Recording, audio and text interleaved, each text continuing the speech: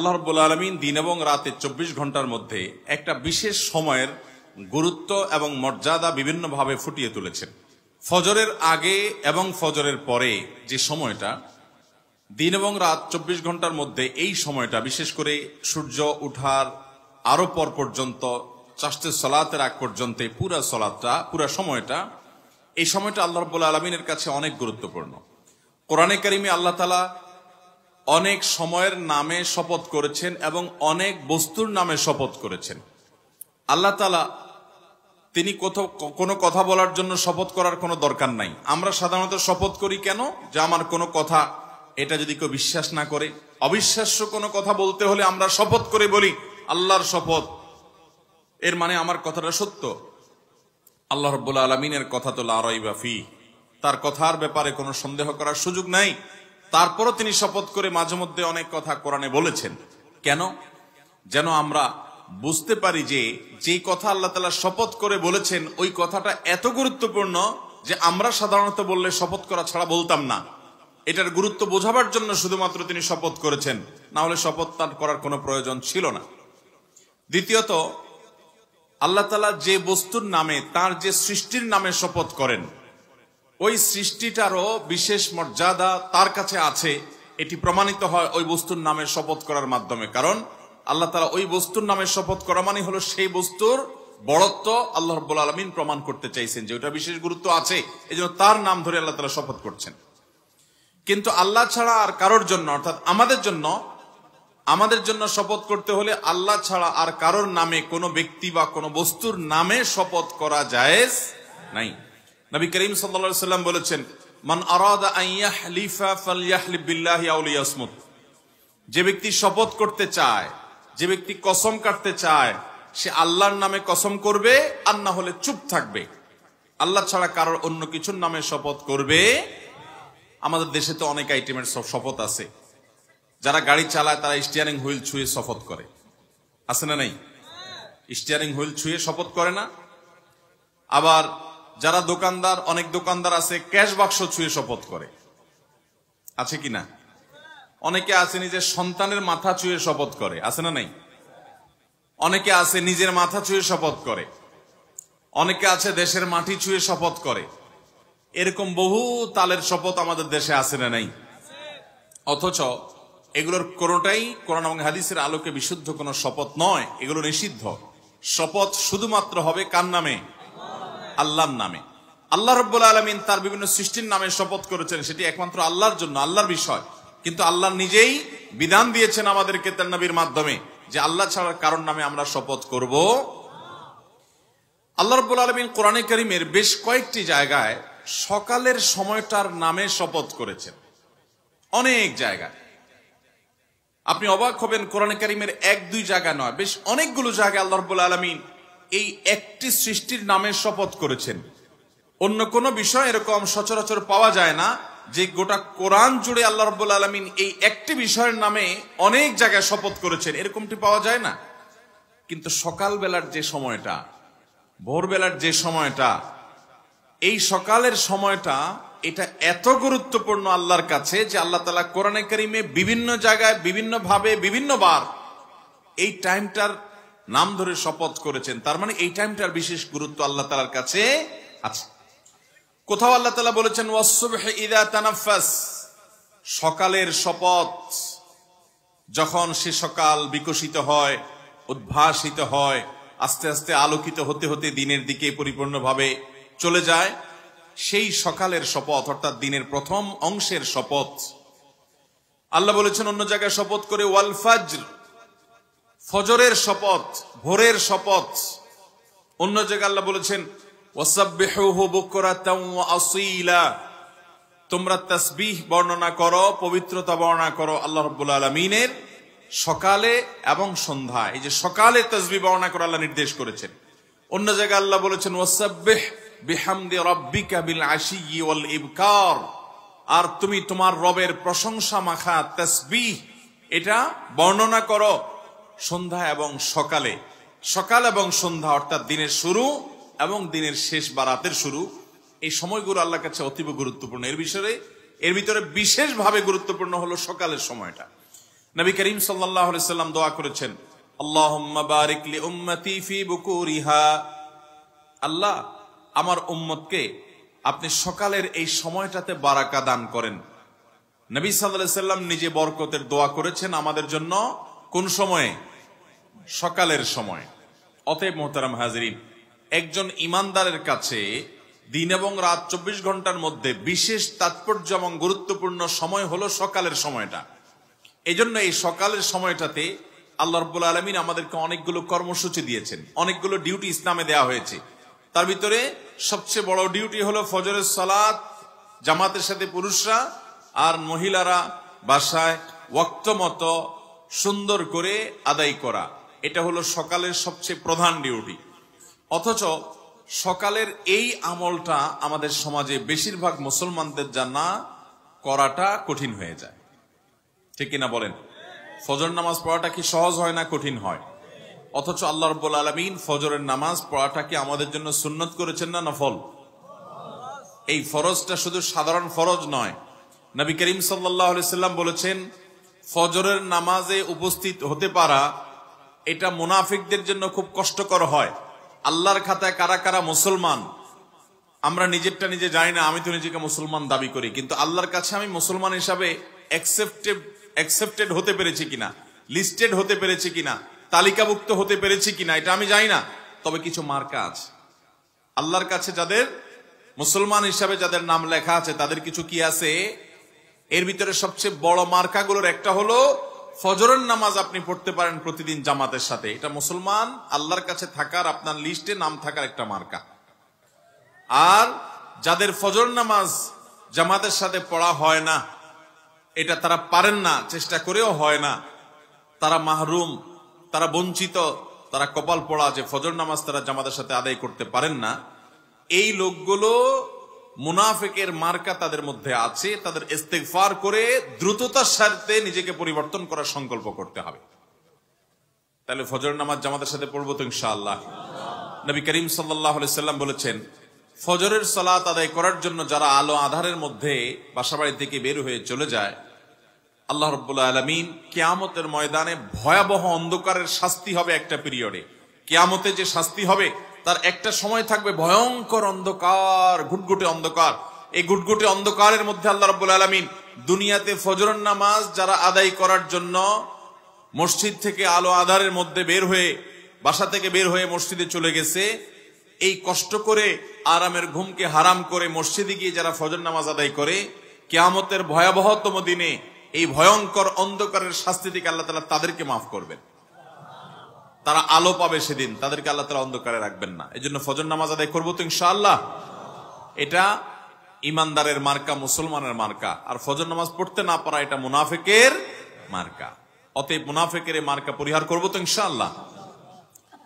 সকালের এই সময়টা আল্লাহ তাআলার কাছে অতীব গুরুত্বপূর্ণ ভাইরা। সেজন্য এই সময়ের সবচেয়ে বড় কর্মসূচি হলো ফজরের সালাতটা ঠিক মতো আদায় করা। নবী করিম সাল্লাল্লাহু আলাইহি সাল্লাম বলেছেন, যে ব্যক্তি ভোর রাতে ঘুম থেকে উঠে আরামের ঘুম হারাম করে, অনেক কষ্ট হয় কিন্তু কষ্ট উপেক্ষা করে সে উঠে, এবং দেখবেন বিশেষ করে শীতের সময়, অবশ্য শীতের সময় শয়তান এক আইটেম দেয়, গরমের সময় আরেক আইটেম নিয়ে হাজির হয়।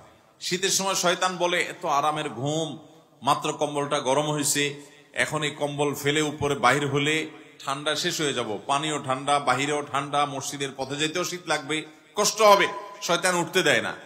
আর গরমের দিনে শয়তান তো আর ঠান্ডার কথা বলতে পারে না। গরমের দিনে বলে যে, যেহেতু রাতটা ছোট, মাত্র শুইলাম, ঘুমটা তো এখনো পুরে নাই, আরেকটু শুই। এভাবে শয়তান ধোকা দেয় কি দেয় না? নবী করিম সাল্লাল্লাহু আলাইহি সাল্লাম বলেছেন, শয়তানের সাথে এই লড়াইয়ে যারা টিকতে পারে, জিততে পারে, যাদের ঈমানী শক্তি আছে, যারা আল্লাহর উপর তাওয়াক্কুল করে আল্লাহকে খুশি করবার জন্য সব কম্বল ফেলে রেখে যারা উঠে যায়, এবং ফজর নামাজ যে পুরুষরা মসজিদে গিয়ে জামাতের সাথে আদায় করে, নবী আলাইহিস সালাম বলেছেন, ফাসবাহা নাশীতান নফস, এই ব্যক্তি, তাকে আল্লাহ রাব্বুল আলামিন এত ফ্রেশ করে দেন যে দিনটা তার হাসি খুশিতে যায়, ফ্রেশ মুডে থাকে, বরকত তার জীবনে চেয়ে লাভ করে। কারণ নবী সাল্লাল্লাহু আলাইহি সাল্লাম বরকতের দোয়া তার জন্য করেছেন। এই জন্য ফজর নামাজ জামাতের সাথে পড়বো তো ইনশাআল্লাহ। আর যদি ফজর নামাজ কেউ না পড়ে, 7টা, 8টা, 9টায় ঘুম থেকে উঠে, নবী করিম সাল্লাল্লাহু আলাইহি সাল্লাম বলেছেন, এই ব্যক্তি কাসলান, অলস, শরীরটা মেজমেজ করে। খেয়াল করে দেখেন, 7টা, 8টা, 9টায় যদি কখনো কোনো কারণে যদি ঘুম আপনি ভারী হয়ে যায়, ফজর নামাজ পড়তে না পারেন, দেখবেন আপনার ভিতরে ফ্রেশ লাগছে না, আনফ্রেশ লাগবে, নোংরা নোংরা একটা ভাব লাগবে। আর যদি ফজর নামাজ জামাতের সাথে পড়তে পারেন, রাত 2টায় শুয়েও যদি ফজর নামাজ জামাতের সাথে পড়েন, ওযু করে নামাজ পড়ে যখন মসজিদ থেকে বাসার দিকে আসবেন, তখন দেখবেন আপনার কাছে ফ্রেশ মুড লাগছে। যারা ফজর নামাজ পড়েন নিয়মিত তারা জানেন যে মনটা কত খুশি খুশি লাগে, কত ভালো লাগে। সকালের হাওয়া খেতে খেতে তারা বাড়ির দিকে আসেন এবং এই সময়টাতে আল্লাহ রাব্বুল আলামিন প্রচুর পরিমাণে বারাকা দান করেন। এজন্য ভাইরা আমার, আমাদের জীবনে আমরা কখনো ফজরের নামাজ জামাতে পড়া ত্যাগ করব না ইনশাআল্লাহ। আপনি যদি একটা সমাজের এলিট শ্রেণীর মুসলমান দেখতে চান, অর্থাৎ আল্লাহর খাতায় যারা মুসলমান হিসেবে অনেক আপার ক্লাসের মুসলমান, যারা অনেক উঁচু শ্রেণীর মুসলমান, অনেক উন্নত মানের মুসলমান এবং জান্নাতি হিসাবে যাদের মর্যাদা অনেক উপরে, এরকম পিওর এবং খাঁটি নির্ভেজাল ক্রিম মুসল্লি যদি দেখতে চান একটা সমাজের, তো দেখবেন ফজর নামাজের জামাতে কারা হাজির হয়। অন্য অনেক নামাজ অনেকে পড়তে পারে, কিন্তু ফজর নামাজ সবার পড়া নসিবে। অতএব আমরা ফজর নামাজ জামাতের সাথে পড়বো তো ইনশাআল্লাহ। ফজর নামাজ জামাতের সাথে পড়ার জন্য আপনাকে একটা কাজ অবশ্যই করতে হবে, সেটা হলো রাতে তাড়াতাড়ি ঘুমাইতে হবে। অতএব মোবাইলের টিপাটিপি এটা নিয়ন্ত্রণ করে ফেলতে হবে। এশার নামাজের পরে আর কোনো মোবাইল টিপাটিপি করা যাবে, এটাকে নিয়ন্ত্রণ করে ফেলতে হবে। দরকারি কোনো কাজ থাকলেও খুব দ্রুততার সাথে সেরে শোয়ার পরে আর এই মোবাইলের মুনাজাত দেওয়া যাবে। মোবাইল দিয়ে 2 হাত দিয়ে ধরে ধরে যেভাবে মোবাইল টিপেন, মনে হয় যে মোবাইল দিয়ে মুনাজাত দিচ্ছেন। এই মোবাইলের মুনাজাত যদি আপনি করেন রাত 12টা 1টা 2টা পর্যন্ত শুয়ে শুয়ে, তাহলে ফজর নামাজ পড়াটা সহজ হবে না কঠিন হবে? অতএব ফজর নামাজ আমরা জামাতের সাথে পড়ার নিয়ত করলাম তো ইনশাআল্লাহ। নবী করিম সাল্লাল্লাহু আলাইহি সাল্লাম সকালের এই সময়টাকে এত গুরুত্ব দিতেন যে প্রিয় নবী সাল্লাল্লাহু আলাইহি সাল্লাম ফজরের পরে নিজ জায়গায় বসে জিকির আজকার তাসবিহ তিলাওয়াত করার জন্য উৎসাহ দিতেন। সকাল সন্ধ্যায় অনেকগুলো তাসবিহ আছে, কোরআনেও আল্লাহ তাআলা বলেছেন সকালে তাসবিহ পেশ করার জন্য, জিকির করার জন্য, আল্লাহ স্মরণ করার জন্য। এই জন্য আমরা এই আমলটা করব। বিশেষ করে ফজর নামাজের পরে কেউ যদি জায়নামাজে বসে থাকে এবং এশাকের সময় হওয়া পর্যন্ত, সূর্য ওঠার 15-20 মিনিট পর পর্যন্ত বসে বসে জিকির আজকার তাসবিহ তেলাওয়াত করে এবং 2 রাকাত এশাকের নামাজ এরপরও যদি সে আদায় করে, আল্লাহ রাব্বুল আলামিন তাকে একটা পূর্ণাঙ্গ হজের সওয়াব দান করেন। এবং আল্লাহ রাব্বুল আলামিনের এই বিশাল বড় নিয়ামত এবং পুরস্কার লাভের জন্য নবী করিম সাল্লাল্লাহু আলাইহি সাল্লাম এবং সাহাবায়ে কেরাম ফজরের পরে বসে জিকির আজকার করতেন। এরপরে নবী করিম সাল্লাল্লাহু আলাইহি সাল্লাম সাধারণত অন্যান্য অনেক কাজ সাহাবীদেরকে নিয়ে বিভিন্ন কথা, দরকারি প্রয়োজনীয় কথা বলতেন, অন্যান্য আমল করতেন, সালাতুদ দুহা আদায় করতেন, কিন্তু ঘুমাতেন না। কিন্তু আমাদের সমাজে আজ বেশিরভাগ মানুষ, শহরে তো বটেই, গ্রামেও আজকাল এই বদভ্যাস হয়ে গেছে যে ফজরের পরে না ঘুমাইলে হয় না। ঠিক কিনা বলেন? অনেক মানুষ আছে যে ফজরের পরে না ঘুমাইলে তার হয় না, সে রাতে না ঘুমাই থাকতে পারে, মাগার ফজরের পরে তাকে ঘুমাইতে। ভাইরা আমার, যে সময়ে আপনার জীবনে বরকতের দোয়া নবী করিম সাল্লাল্লাহু আলাইহি সাল্লাম করেছেন, ওই সময়টাকে কাজে লাগাতে হবে। আপনি একজন কর্মজীবী, ফজর নামাজ পড়ে দোয়া জিকির আজকার তেলাওয়াত ইশরাক পড়ে আপনি দ্রুত কাজে নেমে যান। আপনি একজন কৃষক, আপনি মাঠে নেমে যান।